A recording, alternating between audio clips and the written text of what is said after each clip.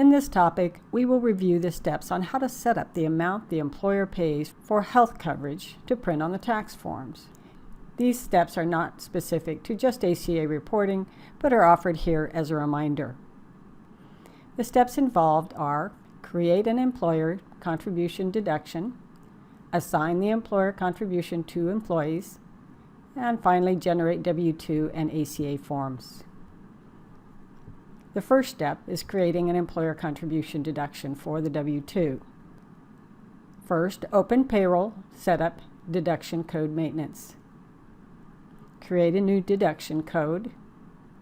From the deduction type, select Employer Contribution from the drop-down. Enter DD in the Box 12 code field. Enter or select the remaining applicable fields and click Accept. And you've created your employer contribution deduction.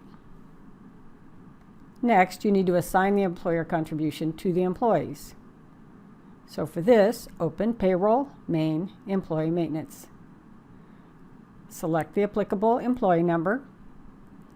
Click the Deductions button. Select the deductions code that you created. Enter the per payroll contribution amount in the DED rate field, or the deduction rate field. If applicable, check Automatic and click OK. Remember that if you're adding these amounts at the end of the year, populate the deductible year-to-date field with the year-to-date contribution amount. To finish off this window, you'll click Accept twice, and you'll need to repeat this process for all the applicable employees. Once set up, the Box 12 codes will automatically print on W-2 forms. On the W-2 form, the value of the healthcare coverage will be reported in Box 12 with code DD to identify the total amount of health coverage. In general, the amount reported should include both the portion paid by the employer and the portion paid by the employee. If two or more deduction codes use the same Box 12 code, the amounts will be added together and the total amount will print on the W-2 form.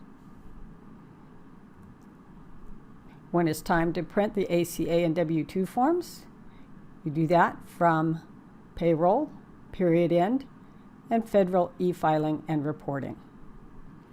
Remember, the B forms will only be available in Sage 100 version 2014 and higher with the latest product updates. For additional ACA resources, refer to the IRS website, the ACA Center on Sage City. For Sage 100 specific knowledge base articles, log on to the Sage portal as indicated, and also check the Year-End Center on Sage City.